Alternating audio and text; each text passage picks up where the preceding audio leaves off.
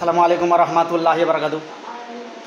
বিশেষ করে আমাদের মুসলিমদের ভিতরে কিছু বাবা বেরিয়েছে, তারা বলে 35 বার আল্লাহর এই নামটা পড়লি তুমি ধনী হয়ে যাবে, 786 বার আল্লাহর এই নামটা পড়লি, এটা পড়লি বৃষ্টির মতো রিজিক আসবে। বলো আস্তাগফিরুল্লাহ, নাউজুবিল্লাহ। এরা কাযযাব, মিথ্যাবাদী।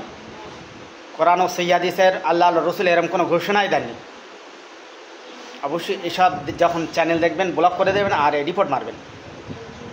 অনেক টুপিওয়ালা, দাড়িওয়ালা, জব্বওয়ালা, জাঙ্গিয়া, মৌলবি, মাওলানারা পর্যন্ত এইসব কাজ করা শুরু করেছে। এখন বিশাল ব্যবসা, তাড়াতাড়ি চ্যানেল মনিটাইজার, তাড়াতাড়ি ডলার যোগ।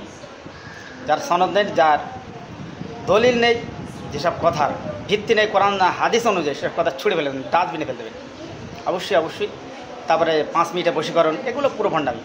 তারপরে ব্যথার জন্য আসুন, দেখুন রোগ হলে আপনাকে হসপিটাল, নার্সিংহোমে ডাক্তার দেখানো, এটা আপনার জন্যে ফার্জে কেফায়া এবং ওয়াজিবও বটে।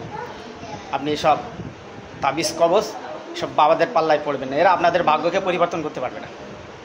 আর রিজিকে বরকত দেওয়ার মালিক আল্লাহ।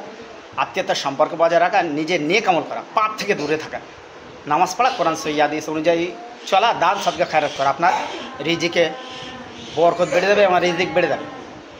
তারা যেটা বলে তাবিজ করলে রিজিক বাড়া, এটা বললে রিজিক বাড়বে, এইটা আমল করলে, এটা এতবার পড়লে, এ হাতে ফুকে 3 বার দিলে, মুছে নিলে বৃষ্টির মধ্যে রিজিক আসবে। ভণ্ডামি এগুলো, এদেরকে অবশ্যই বয়কট করুন। মোস্ট ওয়ান্টেড মার্কা এরা ভণ্ডামি করে। আর এসব চ্যানেলগুলো আপনারা দেখবেন ওদের চিহ্নিত করবেন, তারপর আপনারা ধোকায় পড়বেন না, এগুলো খেয়াল করবেন।